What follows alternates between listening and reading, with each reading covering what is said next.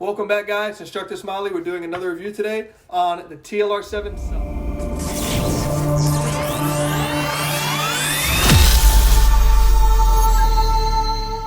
All right, welcome back, guys. Instructor Smiley again. Today we'll be doing a review on the TLR-7 Sub. So I just got a hold of mine about a month and a half ago, right?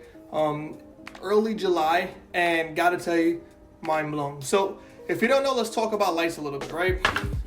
Here I got a Surefire X300U.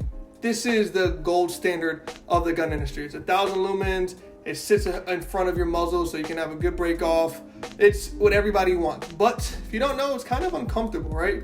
It sits about an inch ahead of your muzzle.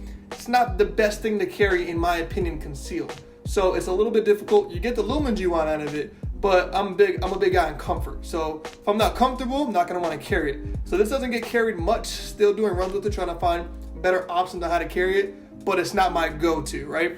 Then you have its competitor, the TLR-1. Same thing, 1,000 lumens. The design is not as durable as the X300, but a lot more comfortable to carry. Still though, on the bigger side. After all that, Surefire released the TLR-7 Sub. The TLR-7 Sub is about 500 lumens, so it's half that of the TLR-1 and the X300, but look at the flushness of it with the muzzle, making it super comfortable to carry with compact pistols. So after Glock had released their slimline model, it pushed other companies, or excuse me, I think SIG released it first. 365 increased everybody, right? You got your Glock 43, your Glock 43X, your Glock 48, Glock 42, Springfield Hellcat, all a bundle. The issue with a lot of those pistols though was there wasn't a light compatible for them. So Surefire had released their light at a crazy price. I want to say the light's like $300, and it was only 350 lumens. Well, Streamlight came out and released another version of the TLR-7, which is the TLR-7 Sub. Now, this light is just like its big brother, the TLR-7 Alpha. It has 500 lumens, it runs for about an hour and a half, and the beam distance is 141 meters, which is about 168 yards. So you're getting about 170 yards. But let's be honest, that's not really what this is for. This light, again, you want to have positive identification on your target. This is a small pistol as it is, right? I call it the Glock 19 on a diet. This is for my engagements within about 25 yards, and still that's kind of pushing it for me. It's just a smaller package. But I personally don't feel like I need 1,000 lumens for this. The distance on it, I'm gonna roll a clip real quick. This is me at about 20-ish yards, seeing the light and the spread on everything. So I'll go ahead and roll that real quick.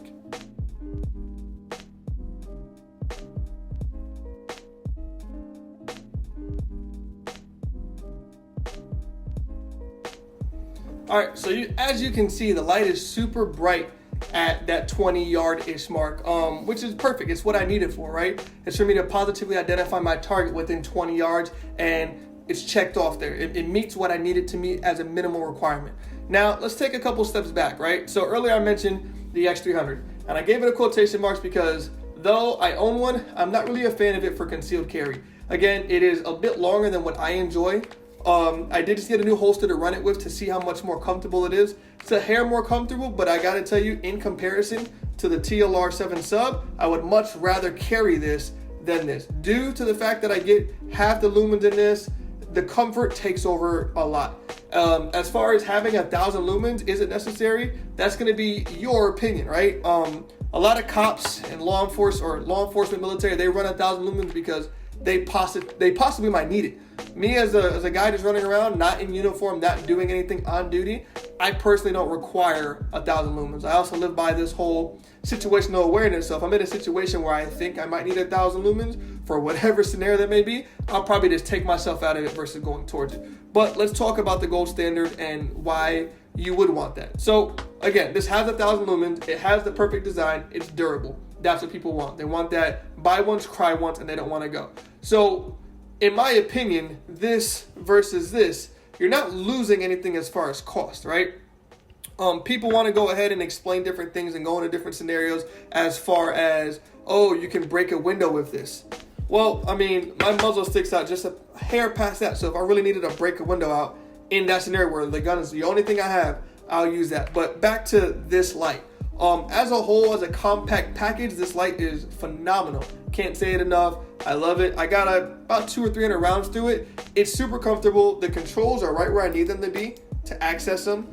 The battery at the time, an hour and a half, I'm not always flicking this on. It takes the CR123, so it's kind of generic. Everybody's using that right now, so you should be solid with that. I highly recommend it. Now, the biggest issue that I've seen so far with it is availability, right? I bought mine on Amazon and it took like a month and a half to get to me. I bought it in June, got it in July, beyond happy, but it's really not out there like that. So it's kind of difficult. Now, they come in 3 different models, or 4 if I'm not mistaken. You have one for the Glocks, you have one for the SIG, you have one for the Hellcat, and then I believe there's a 1913 rail model as well.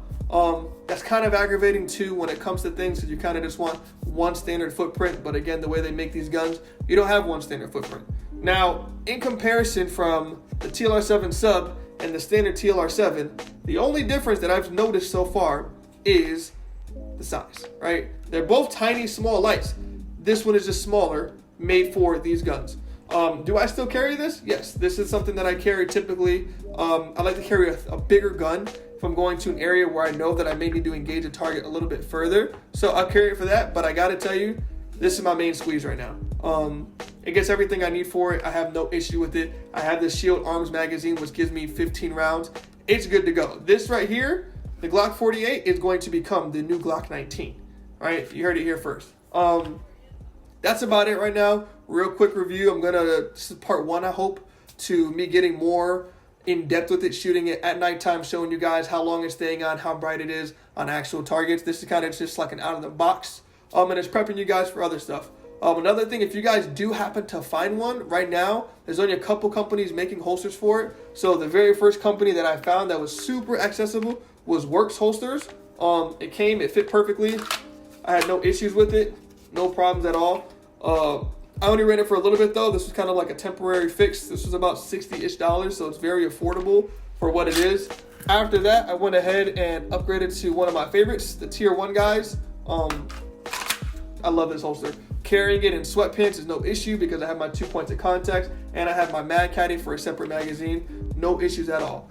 So that's just that on there. I will be doing a separate holster review for those that are following me currently on Instagram for you guys to see it. But if you have any questions, feel free to shout out. Again, this is just a part 1 going over a little bit of specs.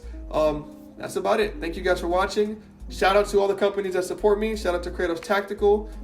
These guys are doing a lot of work. Shout out to Swamp Fox Optics. I'm coming up with their LPVO, their 1x10 soon here. Shout out to Nightstick, still doing a lot of testing on their LG 160. Go ahead and check that video out. If you guys ever have any questions or want to see more reviews, go ahead, like, comment, subscribe, and give me a share. Thank you.